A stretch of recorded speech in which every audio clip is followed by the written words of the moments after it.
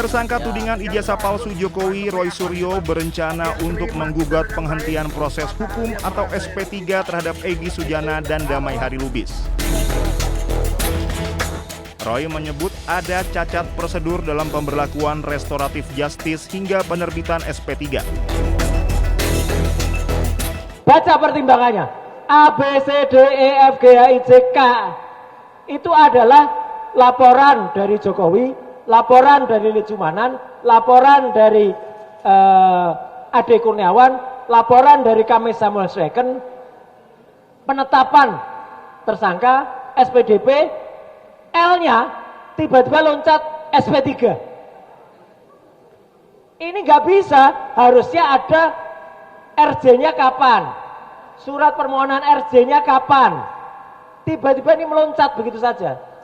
Jadi ini sebenarnya cacat.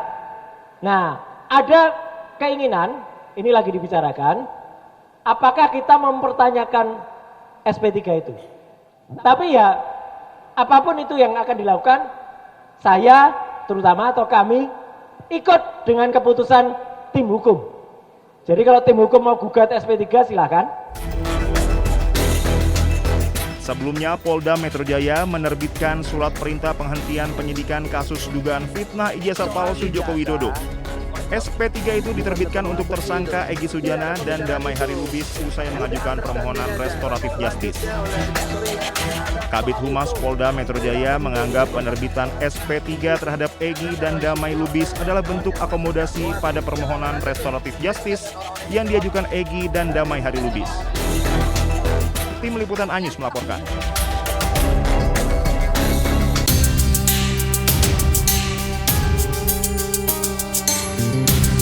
Tiga tersangka klaster 1 kasus tudingan ijazah palsu Presiden ke-7 Joko Widodo diperiksa Polda Metro Jaya hari ini.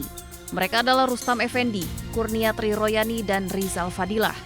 Kuasa hukum Ahmad Hosinuddin menilai pemeriksaan klaster pertama penyidik tak gunakan KUHP dan KUHAP baru. Ia pun melontarkan sindiran kepada Egy Sujana dan Damai Hari Lubis yang menempuh jalan damai dengan kubu Jokowi. Saya tegaskan demikian. Pertama, bahwa hari ini pemanggilan terhadap klien kami tidak lepas dari pertemuan Saudara Joko Widodo dengan Saudara Egy Sujana dan Damai Hari Lubis.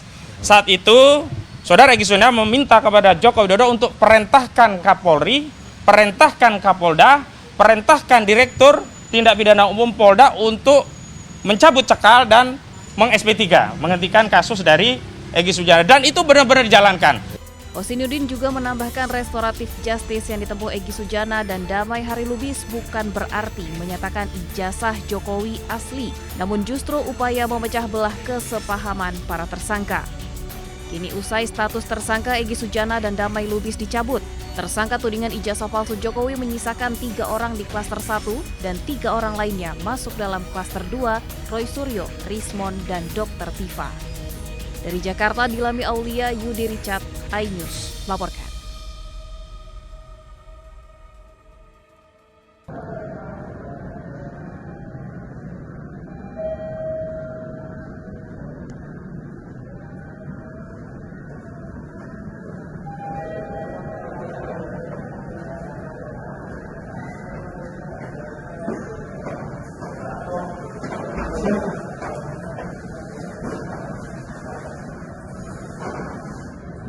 Jatuh di mana? Jatuh ke terjun. Keseret katanya. Jelek ya? Lompat kali ya?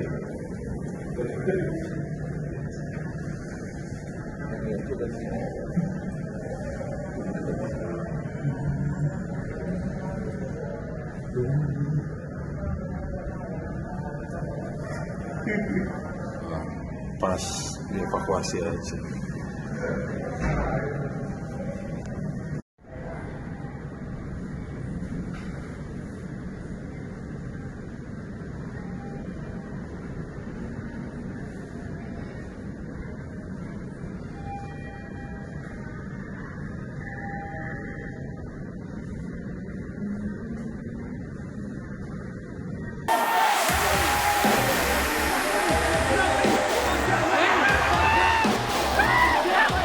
Kericuhan terjadi usai pertandingan Liga 4 Jawa Tengah antara Persik Kendal melawan Persikaba Magelang di Stadion Kebon Dalem, Kabupaten Kendal, Rabu sore.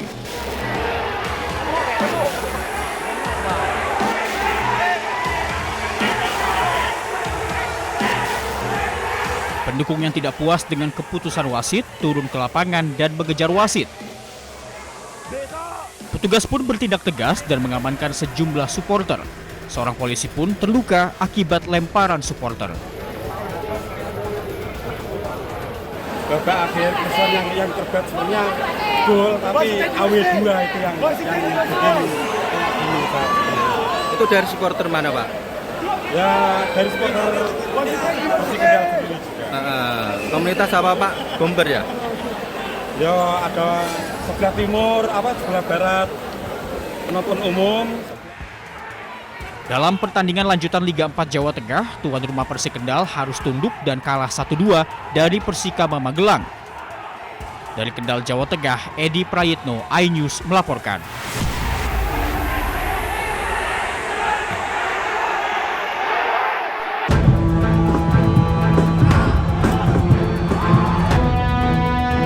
Insiden keras mencoreng kompetisi Liga 4 Jawa Tengah dalam laga PSIR Rembang melawan Persikaba Blora di Stadion Krida Rembang. Kiper PSIR Rembang, Raihan Al-Rafiq, melakukan tendangan kungfu brutal ke arah dada pemain Persikaba Blora bernama Rizal dalam sebuah duel krusial di area kotak penalti.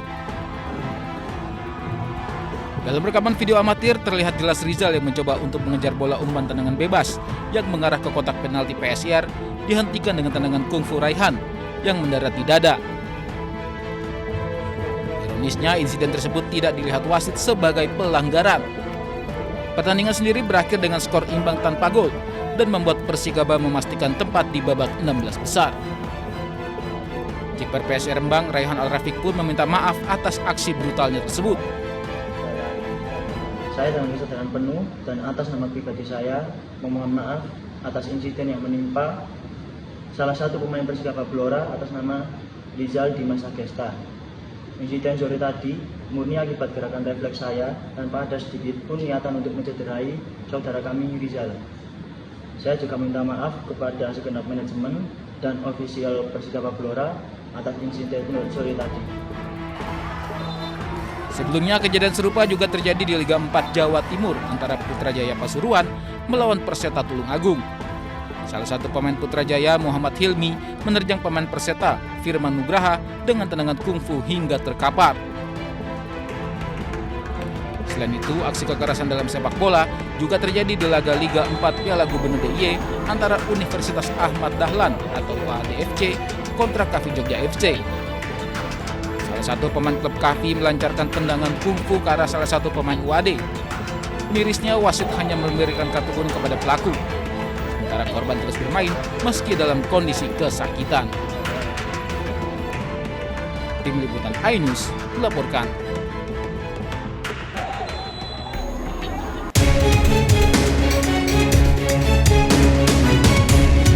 Banjir yang merendam wilayah Pekalongan sejak Jumat pekan lalu hingga saat ini belum juga surut. Sejumlah kecamatan masih tergenang air hingga mencapai lebih dari 1 meter. Tim gabungan dari Kodim, Polres, BPBD, dan relawan terus bersinergi membantu aktivitas warga yang terkepung banjir dan sekaligus evakuasi warga terdampak banjir. Perahu karet diterjunkan untuk menjangkau lokasi dengan genangan yang cukup dalam. Petugas memprioritaskan evakuasi lansia, anak-anak, balita, dan kelompok rentan. 28 titik pengungsian telah disiapkan, diantaranya aula kantor Kecamatan Pekalongan Barat, masjid, sekolah, dan lain-lainnya. Warga yang tinggal di pengungsian pun mencapai lebih dari 2.000 jiwa. Kebutuhan dasar seperti makan, minum, obat-obatan, alas tidur, alat mandi, popok bayi, dan susu terus diupayakan untuk terpenuhi. Guna mengurangi genangan banjir, pemerintah kota menyiapkan sekitar 14 pompa air. Namun proses pemompaan belum bisa dilakukan secara maksimal karena di sejumlah titik air laut masih limpas. 14 pompa di titik Sungai Bremi dan Meduri ini kita sudah siap. 13 atau 14? Ya sekitar itulah 13 atau 14 pompa itu sudah siap di titik Sungai Bremi dan Meduri. Tapi memang kondisinya sungainya masih meluap, masih limpas. pompa belum bisa kita nyalakan. Nanti di lapangan Bapak Ibu, Pak, pompanya kenapa tidak bisa dinyalakan? Karena itu tadi masih limpas. Seluruh unsur kewilayahan terus dilibatkan untuk meminimalisir dampak bencana. Sejumlah wilayah di Kabupaten Pekalongan pun masih terdampak banjir, di antaranya di Kecamatan Tirto, Sragi, Siwalan, dan Monokerto. Dari Pekalongan, Jawa Tengah, Suryono Soekarno, iNews melaporkan.